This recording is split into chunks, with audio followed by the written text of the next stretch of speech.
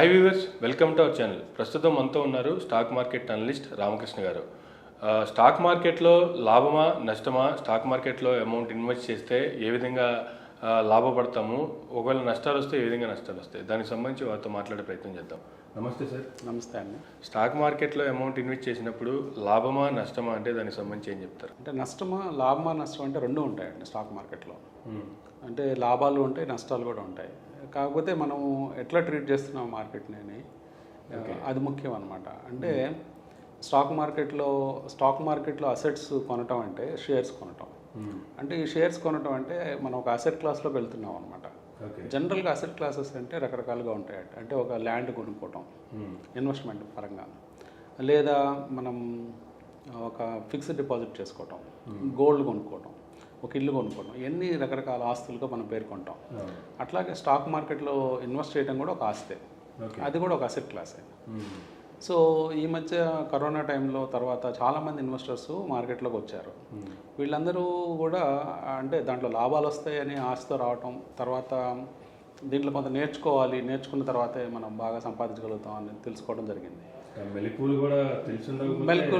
మెలకువలు కూడా ఇప్పుడు ప్రస్తుతం యూట్యూబ్లో సెర్చ్ చేస్తే కొన్ని టెక్నిక్స్, ట్రిక్స్, టాక్టిక్స్ ఇవన్నీ కూడా తెలుస్తాయి. కానీ అవి ఎంతవరకు పనికొస్తాయి, అది సరైన పద్ధతిలో వాడటం అదంతా కొంత టైం పడుతుంది.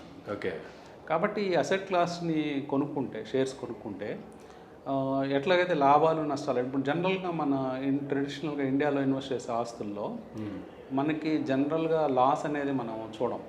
ఒక ఇల్లు కొనుక్కున్నా కానీ, ఒక ఎఫ్డి చేసుకున్నా కానీ, అట్లాగే ఒక ల్యాండ్, ఒక ప్రాపర్టీ కొనుక్కున్నా కానీ, ఒక పొలం కొనుక్కున్నా కానీ, ఇట్లాంటి అసెట్ క్లాసెస్ ఏ కొన్నా కానీ మనకు నష్టం అయితే రాదు.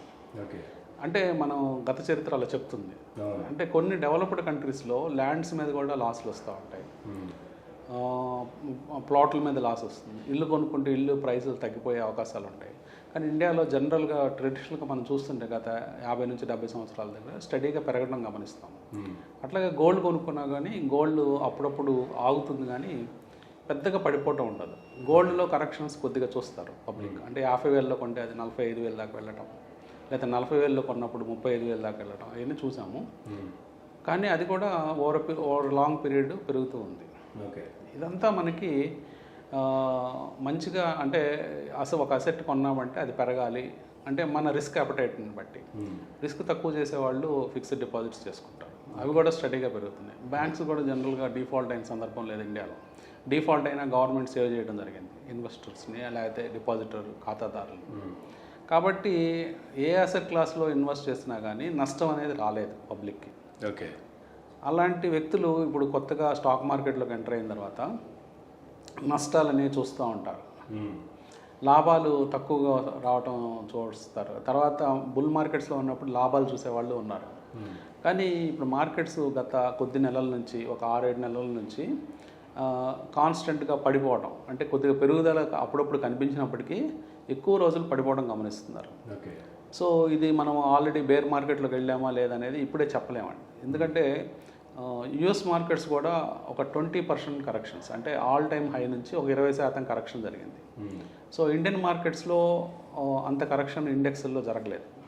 ప్రధానంగా మనం మాట్లాడుకునే నిఫ్టీ కానీ, బ్యాంక్ నిఫ్టీ కానీ, ఇట్లాంటి ఇండెక్స్లు చూసుకున్నప్పుడు సెన్సెక్స్ కానీ దాదాపుగా 12 నుంచి 15% కరెక్షన్స్ మాత్రమే చూసాం. సో కాబట్టి ఇంకా అఫిషియల్గా బేర్ మార్కెట్లోకి వచ్చామని మనం చెప్పుకోవడానికి లేదు. సో ఇది ఒక బుల్ మార్కెట్ కరెక్షన్గా కొంతమంది అనలిస్టులు పేర్కొంటున్నారు.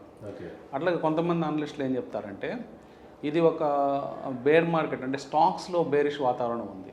కొన్ని షేర్లు అయితే ఇప్పుడు ఫర్ ఎగ్జాంపుల్ ఐటీ సెక్టార్లో గత కొద్ది నెలల్లోనే ఆల్మోస్ట్ 20% దాకా కరెక్షన్స్ గురయ్యాయి.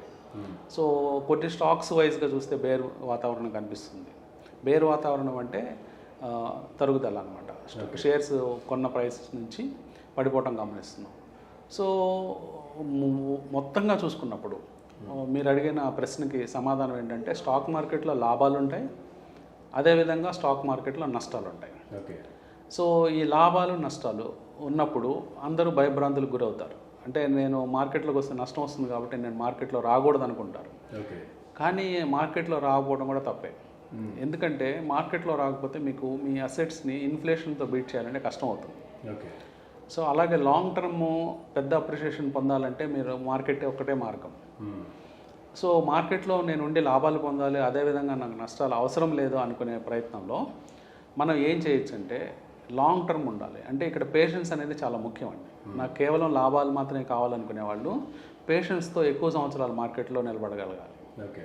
అంటే మార్కెట్ యావరేజెస్ ఏం చెప్తూ ఉంటాయంటే కేవలం 5 నుంచి 7 సంవత్సరాలు దాటి ఉన్న వాళ్ళకి మాత్రమే లాభాలు స్టడీగా వస్తాయి. షార్ట్ టర్మ్ అంటే కొద్ది కాలాలు, కొద్ది నెలలు మాత్రం, కొద్ది సంవత్సరాలు మాత్రమే మార్కెట్లో ఉంటే, ఫర్ ఎగ్జాంపుల్ 3 సంవత్సరాలు, 2 సంవత్సరాలు, 1 సంవత్సరం ఉంటే మీరు నష్టాలు కూడా తెచ్చుకునే అవకాశం ఉంటుంది. ఒకసారి ఇన్వెస్ట్ చేసి అలా లాభాలు వచ్చేంత వరకు వెయిట్ చేస్తూ ఉండాలంటారు. అంటే మనము ఎక్కడ ఎంటర్ అయ్యామని సీజన్ బట్టి ఉంటుందండి. ఫర్ ఎగ్జాంపుల్ మనము 2020 లోలో ఎంటర్ అయితే మనం ఆల్రెడీ లాభాల్లో ఉంటాం. మన పోర్ట్ఫోలియోస్ అన్ని లాభాల్లో నడుస్తూ ఉంటాయి. కానీ మనము 2021 అక్టోబర్లో ఎంటర్ అయ్యామనుకోండి, అంటే ఒక 8 నెలల క్రితం ఎంటర్ అయ్యామనుకోండి, మన పోర్ట్ఫోలియో ఖచ్చితంగా నష్టంలో ఉంటుంది. సో అంటే ఆల్రెడీ మార్కెట్స్లో ఒక సీజన్ అంటే ఒక రిటర్న్స్, ఒక రిజల్ట్స్ చూసిన తర్వాత ఎంటర్ అయిన వాళ్ళు, అంటే సపోజు ఒక మామిడి తోట ఉందనుకోండి, ఒక కాప్ అనేది ఒక పర్టికులర్ మంత్లో వస్తుంది. సో మార్చ్ ఏప్రిల్ ఆ మంత్లో కాప్ చూసి అప్పుడు ఇన్వెస్ట్ చేసిన వాళ్ళకి ఫ్రూట్స్ రావాలంటే ఇంకో ఇయర్ ఆగాల్సి వస్తుంది. అదే ముందు ఇన్వెస్ట్ చేశారనుకోండి, అంటే డిసెంబరు లేకపోతే అక్టోబర్లో ఇన్వెస్ట్ చేసిన వాళ్ళకి 5 నెలల్లోనే వాళ్ళకి రిజల్ట్స్ వస్తాయి, రిటర్న్స్ వస్తాయి ఈ ఎగ్జాంపుల్లో. అట్లాగే ఏప్రిల్ మేలలో ఫ్రూట్స్ చూసి రిజల్ట్స్ బాగున్నాయని అప్పుడు ఇన్వెస్ట్ చేసే వాళ్ళకి 1 ఇయర్ ఆగాల్సి వస్తుంది. అదే వాళ్ళు 9 నెలలు ఆగి ఫిబ్రవరి మాసంలో ఏం రావట్లేదని అప్పుడు దాకా వెయిట్ చేసి కూడా 9 నెలలు ఆగి వెళ్ళిపోతే వాళ్ళకి నష్టంతో ఇంటికి వెళ్తారు. సో స్టాక్ మార్కెట్లో కూడా ఒకసారి పీక్లో ఎంటర్ అయిన వాళ్ళకి కొన్ని సంవత్సరాలు పడుతుంది. అది మేబీ 1 ఇయర్లో రికవర్ అవ్వచ్చు, లేకపోతే 5 ఏళ్లలో రికవర్ అవ్వచ్చు. కానీ దీని కొలతలు కనుక మనం అంటే గత రిజల్ట్స్, గత బ్యాక్ టెస్టింగ్ డేటాలో ఏం చెప్తుందంటే కనీసం 7 సంవత్సరాలు దాటి మీరు కనుక మార్కెట్లో ఉన్నట్లయితే మీరు ఖచ్చితంగా లాభాల్లో ఉంటారు. ఆ లాభాలు కూడా ఇన్ఫ్లేషన్ బీట్ చేస్తూ, మార్కెట్ యావరేజెస్ని బీట్ చేస్తూ మీకు 15 నుంచి 18% దాకా రిటర్న్స్ వచ్చే అవకాశాలు ఉంటాయి. అన్న స్టడీగా అంటే మీకు నష్టపోయే సంవత్సరం అంటూ ఉండదు. అంటే అన్ని సంవత్సరాలు యావరేజ్ చెప్తున్నాను. అంటే మీరు 100 రూపాయలు ఇన్వెస్ట్ చేస్తే మొదటి 3 సంవత్సరాలు అది 80 రూపాయలు, 75 రూపాయలు, 70 రూపాయలు ఉండొచ్చు. 100 రూపాయలు 70 రూపాయల దాకా వెళ్ళొచ్చు, లేకపోతే ఈవెన్ 60 రూపాయల దాకా కూడా వెళ్ళొచ్చు మొదటి 4 సంవత్సరాలు. ఎప్పుడైతే రిటర్న్స్ ప్రారంభం అవుతాయో, మీ రిటర్న్స్ ప్రారంభం అయిన తర్వాత ఈ 60 రూపాయలే దాదాపుగా 200 రూపాయలు అవుతుంది, 250 రూపాయలు అవుతుంది. అది కేవలం కొన్ని నెలల్లో అయిపోతుంది. కాబట్టి ఇన్వెస్టర్స్ ఎప్పుడు లాంగ్ టర్మ్ కనుక ఉన్నట్లయితే వాళ్ళకి మంచి రిటర్న్స్ వచ్చే అవకాశాలు ఉంటాయి. ఎవరైనా కొత్తగా ఇన్వెస్ట్ చేయాలి స్టాక్ మార్కెట్లో అంటే అటువంటి వారికి ఎటువంటి సలహా ఇస్తారు? అదే అంటే ఇక్కడ పేషెన్స్ ఉండాలండి.